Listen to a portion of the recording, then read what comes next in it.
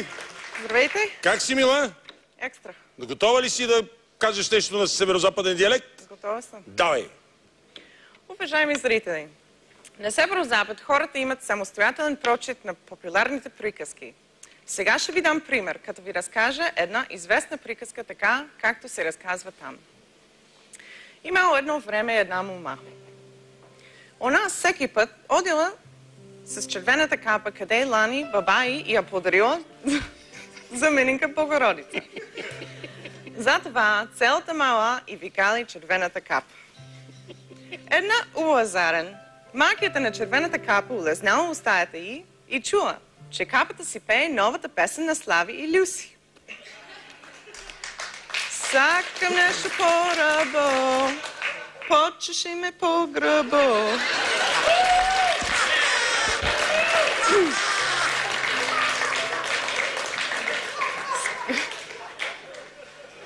Скарали се. Дебе, мани ги тия. Стига с ленците. Дека са ти клафарите, ма.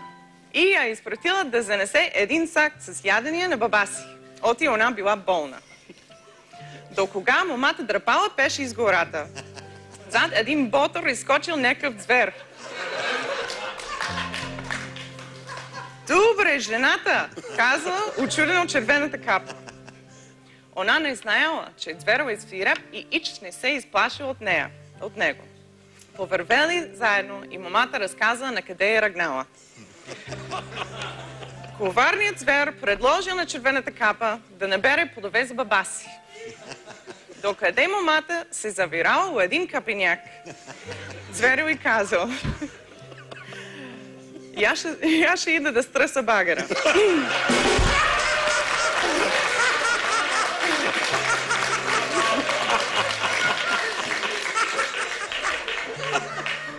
Лъзнал се тихичко, като парцало ламбено шише и си плюл на петите.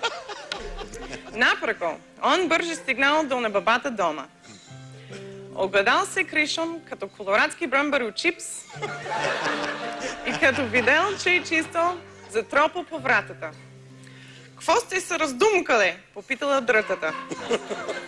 Отваряй, а не дей да знаеш много. И аз съм червената капа и ти носим за ядение, казал вълкът с тънък лесец. Дръпай резето и влазай, викнала бабата.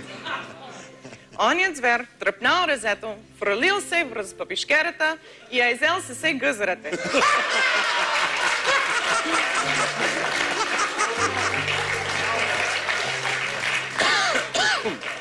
Облекли дреите, турили домашното поне, легнал арабийската на леглото и зачекал червената капа. Капа. Дошла она и като видела баба си, запитала: Драто, оти са ти толкова големи пеленгаторите? Да те чуем по-убаво, детето ми. Драто, а що са ти толкова големи зръгадите? Да му е по-убаво да те каризим. А каква е тая брънка на пърлицата, ма? Пирсинг.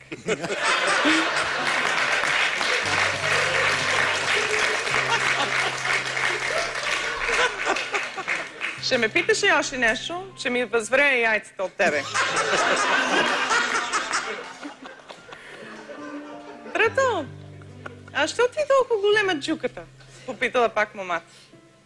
Та да изям по-лесно. Улензил се зверо и скочил връз червената капа. Като излапал и нея, надумкани от звер, легнал на тифарич и захръкал като шиле, кога го дерет.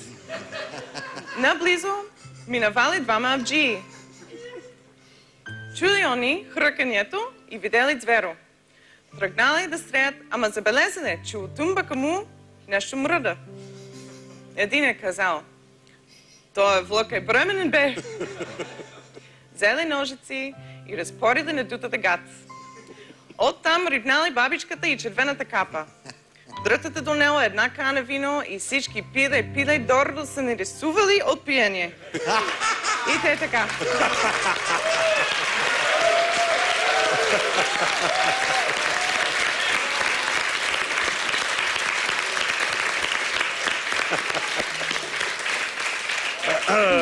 Господин Сиромахов. Ами тук при нас сякаш беше сестрата на Гацо Бацов. Това е наистина изключително постижение от страна на Линдзи. Господин Поздравявам Димитров. Аз казах, че любими ми диалект е северо-западния. Изключителна история, изключително представяне и ако там пише Дженифър Лопес, да знаеш, че си много по-готина от нея. Господин Станев.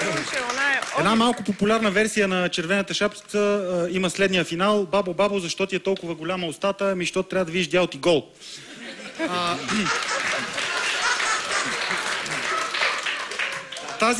Тази версия на Червената шапчица също е малко популярна, но прозвуча безкрайно убедително и аз ще оценя много високо, Линдзи. Господин Митев. В зверилника на българските диалекти северо-западния говор е един от най-хищните представители. Мисля, че този участник го опитомил напълно и това беше едно разкошно изпълнение. Господин Коликов.